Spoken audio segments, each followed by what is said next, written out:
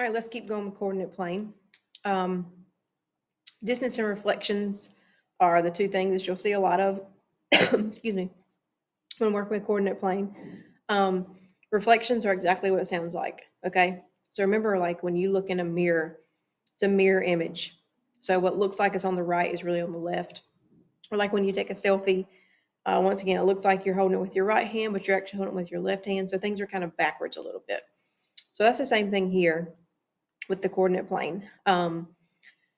Pretty much what we're saying is, I'll draw a quick picture. If you have a little coordinate plane, and I'm not even going to draw numbers with this, just a little coordinate plane. All right. And if I have a point right here, and it says, okay, find the reflection over the y-axis. Pretty much what that's saying is we want you to jump over the y and plot the exact same point over here. So somewhere around, I'll do a different color so that you can kind of see. So somewhere, here-ish. All right. So that's the reflection. All right. So it's in the same spot, just on the other side of the line. Whichever line they ask you to jump over, that's all you have to do. All right. If they had said over the x-axis, then you would have come this way. All right. So it's here. Here's your x-axis. If they said, what's the reflection over the x-axis, then you would have come over here and done it about right there. I know you can't tell they're different colors, but I promise they are. So once again, same spot, just on the other side of the line, okay? Obviously, if you've done a point like right here, that's not the same distance as this right here, okay? So this is actually a real way of doing it rather than just like eyeballing it like I just did. I just want to give you an idea of what we're talking about. So if you reflect, so reflecting across x-axis. So if they say reflect this point across the x-axis, here's what's going to happen. Your x coordinate, which is the first one, stays the same. It's not going to change at all.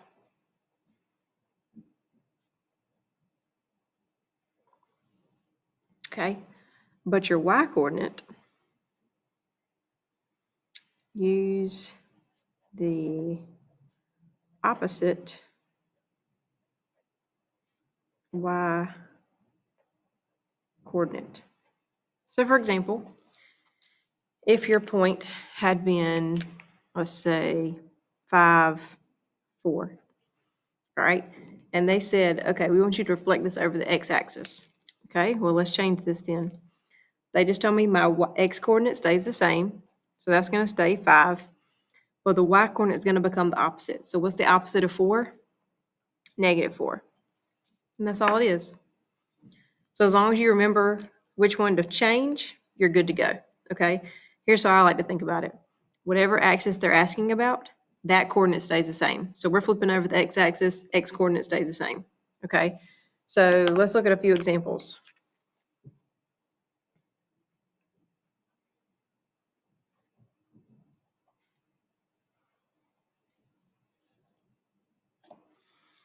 Okay, so if I start you with the point 3, 2. All right, and just in case you don't understand just yet, let's make sure you remember this is the x and this is the y. Okay, that's never going to change. X comes first just like it does in the alphabet. Okay, so which one is going to stay the same? Which one's going to change? Well, we're reflecting across the x-axis, so the x is going to stay the same. So 3 is going to stay the same, but this 2, they tell me to use the opposite. So what's the opposite of 2? It's -2. So in other words, here's my original point, but after I reflect it, after I move it over the x-axis, the new point is now 3, -2. Okay? Let's try another one. -5, -4. Okay? Once again, we can label x and y. Here's my x, here's my y.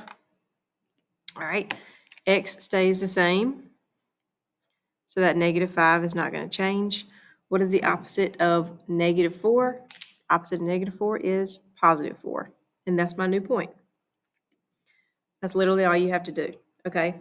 You're not going to have to plot it because obviously on the EOG, like you can't plot points. Obviously, it's a multiple choice thing. So as long as you can just recognize where it needs to go is what needs to happen, okay? Let's try another one.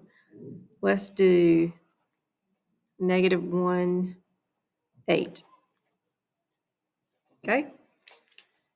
Here's my x. Here's my y. All right?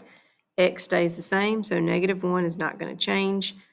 +8 is now going to be the opposite, which is -8. And there we go. One more. 0, -6. Okay, even though it's a 0, that's still my x. This is my y. X stays the same, so 0, but this -6 is now going to become +6. All right? So that's reflecting across the x-axis. Now let's look at the y-axis, which I'm guessing you can figure out what that's going to be. Reflecting across the y-axis. Okay, well, just like up ahead, or the one above, this time your y-coordinate stays the same.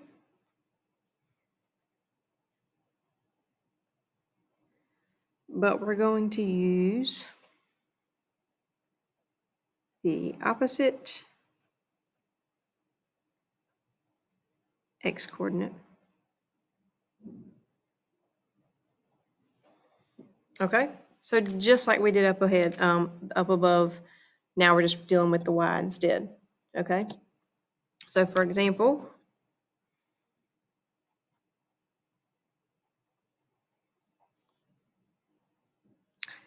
let's say we start with -8, -3, okay?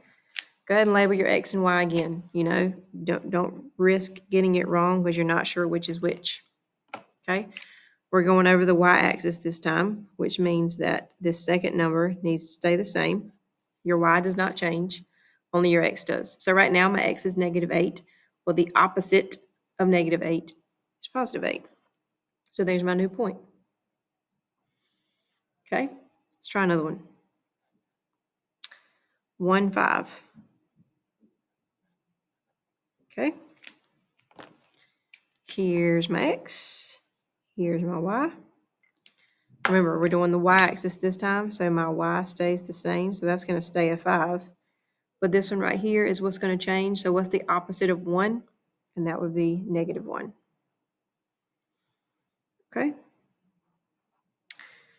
7, 0. Okay. Here's my x. Here's my y. Over the y-axis means your y is going to stay the same, so that's going to stay. This +7 is now going to become -7. Last one, -6, 2. So right now, this is x, this is y. Your y stays the same, so that 2 is not going to change. But this -6 is now going to become a +6. Okay? So not difficult at all, I don't think. You just need to make sure you pay attention to which one you're reflecting over, and they'll straight up tell you, reflect over the y-axis. Okay? I'm going to say over the y-axis, your y point's going to stay the same, and your x is what's going to change. Sometimes they'll throw you a little wrench in the plans, and what if they say, reflect, let's say, what point do we want to use? Let's say 2, 4. Reflect 2, 4 over the x-axis, and then the y-axis. So this is like a double flip, okay? So don't panic, just do one at a time. So for example, this is what we're starting with. Okay, go ahead and label them. Here's my X, here's my Y. Well, what did they ask for first? First, they asked for the X-axis. So we're jumping over the X-axis. My X is going to stay the same, so 2, but this 4 is going to change to negative.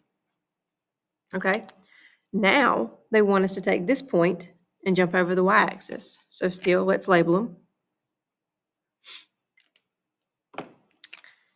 And now I'm jumping over the Y, so my Y is going to stay the same, but now my X is going to change. So right now it's positive 2, but now it's negative 2.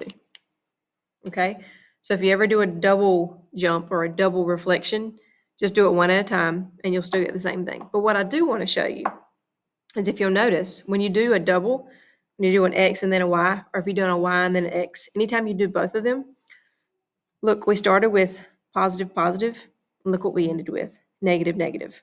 So that's always going to happen, okay? So even if we'd done the Y-axis first and then the X-axis, it would still be the same thing. Your signs are literally going to be the exact opposite of what they were, okay? You don't have many of those, but I did want to do a quick example with you just so that it wasn't completely strange to you. But like I said, just do it one at a time. Whatever axis they ask for first, do that one. Then with your new point, you just do the next axis they ask for, okay?